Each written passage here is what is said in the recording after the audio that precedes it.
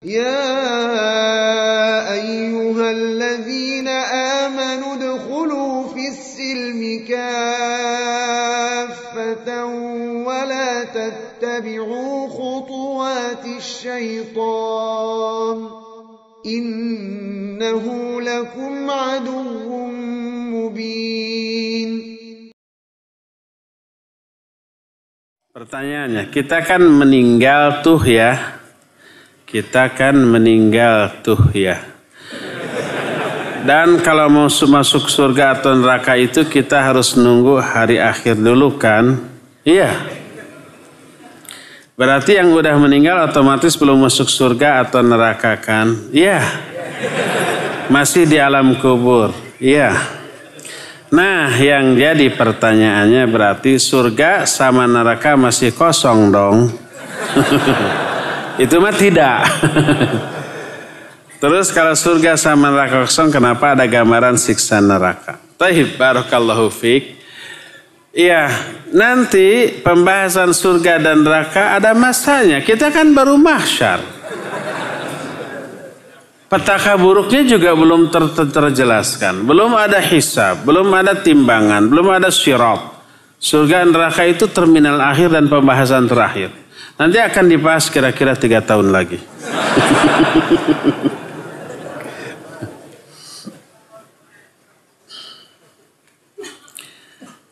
Rahmat.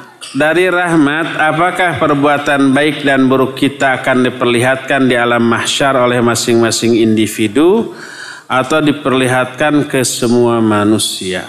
Barakallahu fiik. Ini pertanyaan yang bagus. Di antara manusia ada yang seluruh perbuatannya dibongkar di hadapan seluruh makhluk. Perkata dzalika yaumut taghabun. Itu adalah hari taghabun. Dalam surah Taghabun. Mana taghabunlah ditampakkannya seluruh kesalahan dan dosa-dosa kita. Ada orang yang semua aib-aibnya diperlihatkan di hadapan seluruh makhluk. Salah satunya adalah orang yang tukang ngumbar aib ketika di dunia, nanti dibalas secara semua aibnya dibongkar di akhirat. Ada orang mukmin yang seluruh aib-aibnya ditutup oleh Allah, tidak diberitahukan, dan selain ditutup dirahasiakan diampuni. Mereka itu adalah nanti banyak bagaimana caranya agar aib kita ditutup baik dunia ataupun akhirat. Salah satunya tauhid. Salah satunya adalah orang yang suka menutup aib dan rahasia orang lain. Dia tahu rahasia aib orang lain, dia tutup. Nggak pernah diberitahukan. Maka Allah akan menutup aib dia dunia akhirat. Man satara musliman satarahullahu yaumal qiyamah. Siapa orang yang menutup aib seorang muslim, Allah akan tutup aib dia di akhirat nanti pada hari kiamat. Sebuah hadis yang sahih riwayat Bukhari dan Muslim menyatakan, Innallaha sayukhlisu rajulan min ummati ala ru'usil khalaiq.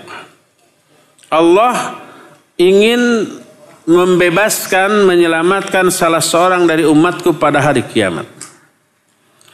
Dipanggillah orang itu lalu ditutuplah oleh satar, oleh penutup, oleh sesuatu yang menutupi mereka. Hanya dia dengan Allah. Allah bertanya, Ata'rifu dzamba kadza fi yaumi kadza? Kamu ngaku enggak dosa-dosa kamu ini? Orang itu menjawab, bala ya Rabbi, ya saya aku ya Allah. Terus, kamu ata'rifu dzamba kadza yaumi kadza? Kamu mengakui dosa ini lagi ini? Semua dosa Allah sampaikan kepada dia dan dia itu mengaku. Sampai saking banyaknya dia merasa akan binasa, akan diazab oleh Allah Azza wa Jalla. Tapi apa kata Allah? Qad satartuha laka fid dunya wa aghfiruha lakal yaum. Aku tutupi dosa-dosamu itu ketika di dunia. Dirahasiakan. Tidak diekspos, tidak diberitahukan ke banyak orang. Ditutup, dirahasiakan pada waktu di dunia. Dan hari ini aku ampuni semua dosa itu bagimu. Di dunia dirahasiakan itu aibnya, di akhirat itu aib di apa? Diampuni. Itulah yang disebut dengan maghfirah. Maghfirah mengandung dua makna. Pertama satar itu ditutupnya aib dia, dosa dia di dunia, tidak diberitahukan ke banyak orang. Yang kedua wiqayah, perlindungan atau keselamatan dari azab di akhirat. Siapa orang yang berbuat dosa, dosanya itu Allah ekspos di hadapan manusia ketika di dunia, tapi di akhirat dia diampuni, dia nggak dapat maghfirah. Siapa orang yang berdosa, dosanya di dunia ditutup oleh Allah, di akhirat diazab, dia juga nggak dapat maghfirah. Maghfirah itu orang yang berbuat dosa, dosanya ditutup oleh Allah dan di akhirat diampuni. Itulah maghfirah. Dan maghfirah penyebabnya banyak. Intinya seluruh amal soleh itu adalah mengundang turunnya maghfirah dari Allah Azza wa Jalla, ya. Jadi ada orang seperti, jadi bermacam-macam, ada yang ditutup rahasianya di hadapan orang, ada juga yang memang dibuka, tergantung amal mereka masing-masing.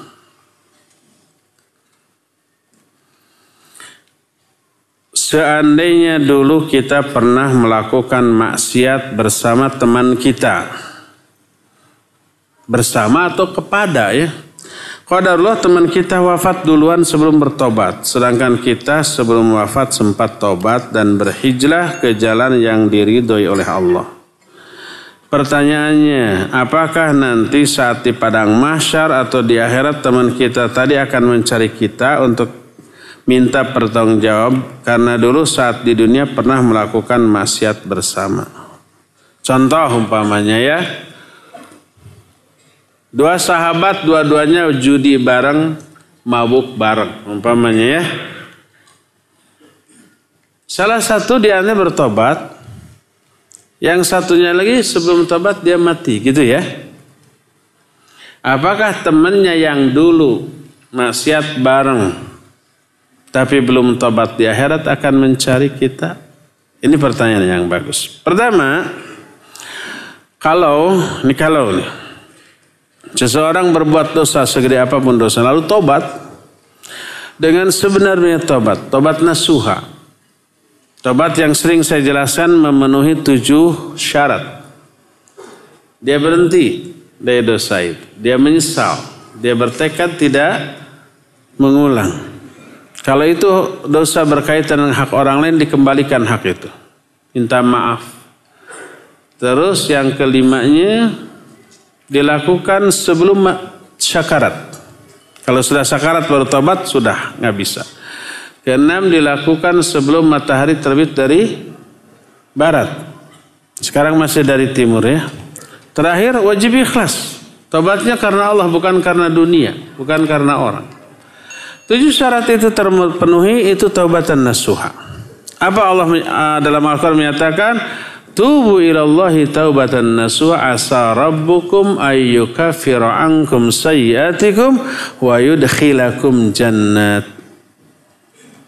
Tobatlah kalian dengan sebenarnya tobat, maka Allah akan menghapus kesalahan-kesalahan kalian, menghapus dosa-dosa kalian dan memasukkan kalian ke dalam surga. Kalau tobatnya benar, ya. Dosa yang sudah ditobati insya Allah terhapus. Bagaimana dengan kawan kita? Kawan kita akan berbeda dalam keadaan yang berbeda dengan kita. Karena dia tidak sempat tobat. Apakah dia akan mencari kita nanti di akhirat? Tergantung.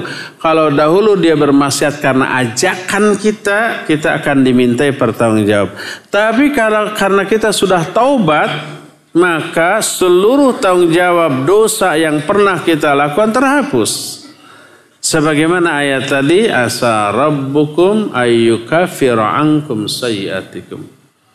Asa, kata asa ini kata Ibnu Abbas pasti. Allah pasti menghapus dosa-dosa kalian, kesalahan kalian, dan memasukkan kalian ke dalam surga, ya. Lebih baik sahabat dahulu yang kita pernah ajak dosa dan maksiat itu kita doakan agar diampuni dosa-dosanya. Boleh nggak orang yang dosanya besar kita mintakan ampunan? Bukan boleh, harus. Selama dia matinya masih sebagai muslim. Kecuali kalau dia murtad, ya nggak bisa. Jangankan kita, para nabi aja nggak bisa memintakan ampunan untuk orang yang mati dalam keadaan kafir atau musyrik. Tapi kalau dia masih muslim walaupun berdosa besar, ya orang muslim yang mati dalam membawa dosa besar lebih layak untuk didoakan ampunan daripada orang-orang soleh. Orang soleh mah tanpa didoakan oleh kita, mereka sudah selamat dengan sendirinya. Makanya Nabi SAW bersabda, Inna syafa'ati li ahlil kabairi min ummati. Sesungguhnya syafaatku diperuntukkan bagi orang-orang berdosa besar di kalangan umatku. Kalau kita mau infak sedekah menolong, apakah yang miskin apa yang kaya? Yang miskin, yang kaya memang nggak perlu dikasih bantuan infak atau sedekah. Mereka sudah banyak uang, tapi yang miskin ini. Kalau kita mau mendoakan ampunan, rahmat atau memberi syafaat, siapa yang lebih layak diberi syafaat? Orang soleh atau orang salah? Orang salah. Mereka jauh lebih butuh syafaat atau doa dari kita. Ustadz, apa hisabnya bagi suami yang tidak menafkahi istri padahal dia mampu dan ada? Ya, dia berdosa. Kewajiban suami menafkahi istri. Ar-rijalu qawwamuna 'alan nisa bima faddala Allahu ba'dahum 'ala ba'd wa bima anfaqu min amwalihim. Suami itu pemimpin bagi istri karena Allah melebihkan kemampuan suami dibanding istri dan karena kewajiban suami memberi nafkah kepada istri. Kalau dilalaikan dosa, berkata Rasul sallallahu alaihi wasallam dalam hadis sahih riwayat Imam Muslim, kafa bil mar'i ithman idza dhayya mayya'u. Cukuplah seseorang dianggap berdosa apabila dia menyia-nyiakan orang yang di bawah tanggungannya. Menyia-nyiakan hak istri, hak anak-anak itu dosa besar, ya, tidak boleh.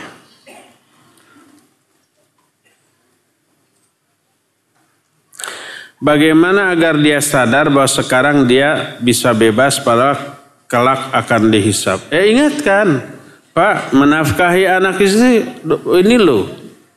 Apa kewajiban, kalau enggak dosa. Ini ayatnya, ini hadisnya, ingatkan. Dan kelak akan dimintai pertanggungjawab. Kullukum ra'in wa kullukum mas'ulun an ra'iyati. War rajulu ra'in fi baitihi wa mas'ulun an ra'iyatihi. Setiap kalian pemimpin dan akan diminta pertanggungjawaban atas kepemimpinannya. Seorang lelaki pemimpin di rumah tangganya dan kelak dia akan ditanya tentang kepemimpinannya. Kelak dihisab, ya, ingatkan saja. Abu Adnan Purwasari, Assalamualaikum Ustaz. Waalaikumsalam. Di manakah padang mahsyar itu? Di akhirat. Di mana akhirat itu? Duka. Alam gaib. Kalau kita tahu bukan alam gaib lagi. Tapi bukan alam gaib. Nah, tentang bumi yang mana, langit yang mana, belum sempat kita bahas, ya. Nanti di sesi berikutnya. Apa di planet bumi atau di alam gaib? Alam gaib. Apakah setelah tiupan pertama dan hancur alam semesta kita bangkit dari bumi atau dari planet lain? Bukan dari bumi, dari planet lain juga bukan. Planet lain juga udah hancur. Nanti ada bumi baru, langit baru. Kita belum bahas, belum sempat itu, ya.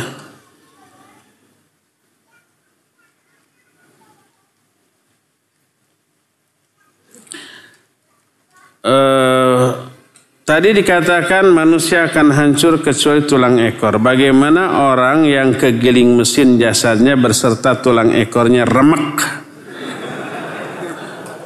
Allah nanti yang akan ngatur, bukan urusan kita. Kalau kita nggak akan bisa. Itu urusan Allah Azza wa Jalla, ya. Apa anak-anak yang wafat sebelum balik akan dikumpulkan di padang mahsyar? Semua dikumpulkan, ya, semua dikumpulkan. Tapi ada anak-anak, ada pembahasan tersendiri nanti, ya.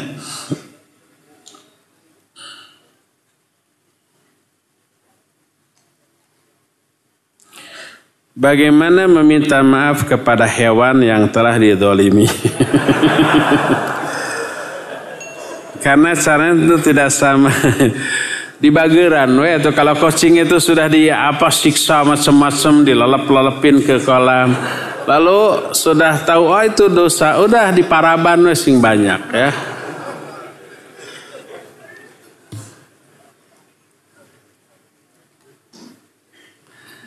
Tadi dikatakan bahwa semua makhluk dimatikan. Lalu di mana para nabi saat ini? Sudah diterangkan, para nabi ada di alam kubur karena semua sudah mati, tapi berada di satu tempat yang disebut dengan Ar-Rafiqul A'la, ya.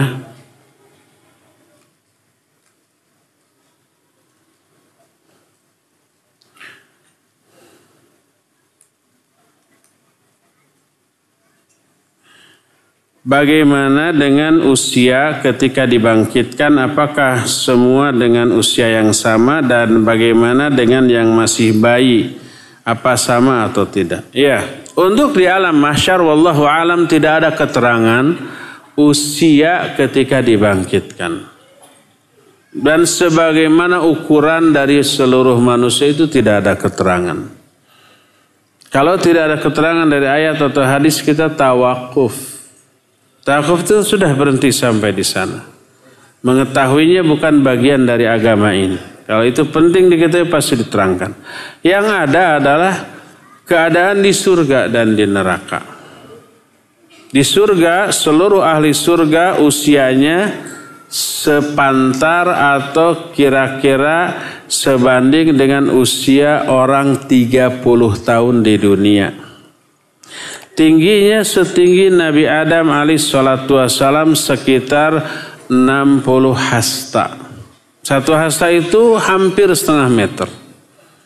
60 berarti berapa? Hampir 30 meter. Nabi Adam kalau masuk ke masjid ini gak cukup.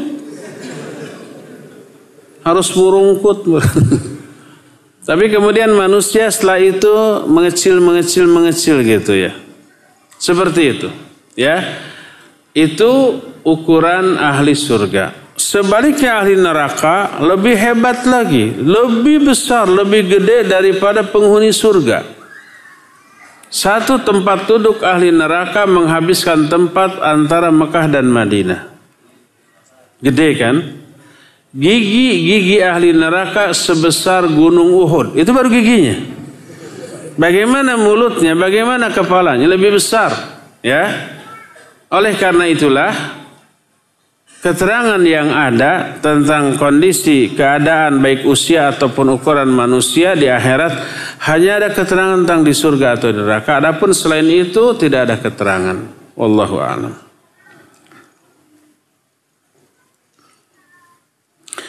Apakah janin berumur 9 bulan kemudian meninggal dalam kandungan ibunya akan dibangkitkan juga? Itu sudah jadi orang. Jadi kalau ada ibu mengandung lebih dari 4 bulan, sudah ditiupkan ruh, sudah hidup. Kata orang Kerawang, sudah uyak. Uyak mananya apa? Sudah ada gerak sedikit, sudah hidup, sudah ruh. Itu sudah jadi orang. Kalau keguguran keluar, kasih nama. Dan berlaku hukum bagi orang yang nifas sama dengan melahirkan. Berbeda dengan kalau kandungannya di bawah 4 bulan belum hidup, belum jadi orang, itu keguguran. Dan itu dianggap istihadah. Wajib sholat, wajib saum kalau Ramadan. Nah seperti itu. Berbeda ya. Dan tidak perlu dikuburkan, tidak perlu diberi nama. Kalau lebih 4 bulan sudah uyak, sudah hidup, diberi nama. Dan kelak anak itu menjadi celengan bagi orang tuanya di akhirat nanti.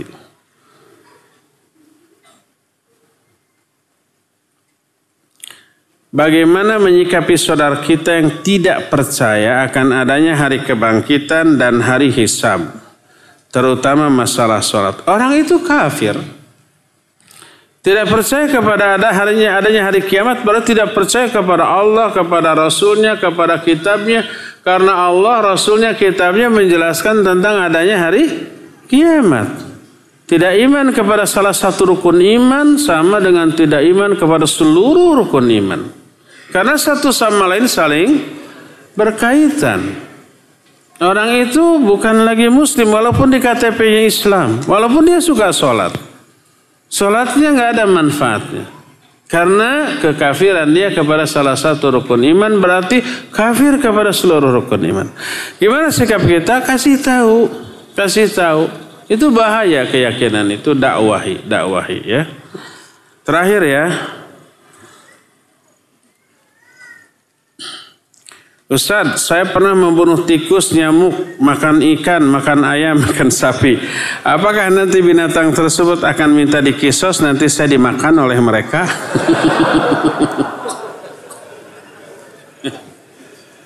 Kalau disembelih, tidak zalim. Syariat membolehkan. Tapi kalau kambing, sapi, ayam itu dijadikan bahan kezaliman, umpamanya mau latihan tinju nggak ada samsak, yang ada sapi habak ditanjaukan, ya zalim. Terus umpamanya kita latihan lempar pisau nggak ada sasaran bergerak, kambing atau ayam, mati nggak? Enggak mati, bercucuran darah. Itu zalim, itu yang akan dihisab. Adapun kalau disembelih secara syar'i berdasarkan aturan bukan kezaliman dan tidak dosa, bahkan ibadah. Inna sholati wa nusuki wa mahya wa mamati lillahi rabbil alamin. Sungguhnya salatku dan sesembelihanku. Fasholli li rabbika. Teruskan, fasholli li rabbika. Saya tanya, wanhar apa wanhar? Kecil apa besar? Kecil. Kalau besar fa'ammal yatima fala tanhar apa tanhar? Har. Jangan salah ha dan ha. Kalau dengan ha besar tanhar membentak, kalau dengan ha kecil menyembelih. Kalau fa'ammal yatima fala tanhar. Adapun anak yatim jangan kamu sembelih. Fasholli li rabbika wanhar. Salatlah kamu dan membentaklah kamu. Terbalik ya? Iya. Jangan terbalik. Fasholli. Salatlah kamu li rabbika karena Rabbmu wanhar dan menyembelihlah. Berarti menyembelih ibadah. Asal disebut nama Allah Azza wa Jalla ketika menyembelih. Itu bukan kezaliman. Ayamnya, kambingnya, sapinya nggak akan mengkisos kita, tapi malah akan bersyukur kepada kita. Mereka manfaat bagi kita atas aturan Allah Azza wa Jalla. Ya, jangan khawatir nanti di akhirat dimakan oleh ayam, dipatokin, dimakan oleh kambing. Kambing nggak suka daging. Bagaimana tikus, nyamuk? Ada beberapa binatang yang memang diperintahkan untuk dibunuh karena bahayanya. Walaupun kita dalam keadaan sholat ada ular, bunuh ular itu walaupun di tengah-tengah sholat tanpa membatalkan sholatnya. Ada kayu di sana, ambil kayu, ambil tetap sambil baca Fatihah, jebret, mati ya. Asal jangan ngedubul, mati lu, ya batal sholatnya. Tidak bicara, tidak membelakangi kiblat, teruskan. Maka apabila sedang sholat diperintahkan membunuh ular, apalagi di luar itu. Dikiaskan dengan ular seluruh binatang yang membahayakan kita. Termasuk tikus membahayakan, kecoa, nyamuk, iya. Asal jangan dibakar. Kalau dibakar nggak boleh. La yu'adzibu binnar illa sahibun nar. Tidak boleh mengadab dengan api kecuali pemilik api, yaitu Allah Azza wa Jalla. Maka jangan pakai itu pembakar nyamuk ya. Bukan obat nyamuk yang dibakar, itu boleh. Karena yang dibakar bukan nyamuknya. Seperti raket ya. Kemudian ada yang seperti itu nggak boleh. Jangan. Hindarkan saja ya. Jadi binatang yang memang membahayakan, beri madarat, boleh untuk dibunuh secara tidak zalim. Jangan secara zalim ya. Ya, sudah lewat waktunya, cukup sampai di sini. Semoga Allah mempertemukan kita kembali di masa yang akan datang. Subhanakallahumma bihamdik asyhadu an la ilaha illa anta astaghfiruka wa atubu ilaika. Alhamdulillahirabbil alamin. Wassalamualaikum warahmatullahi wabarakatuh.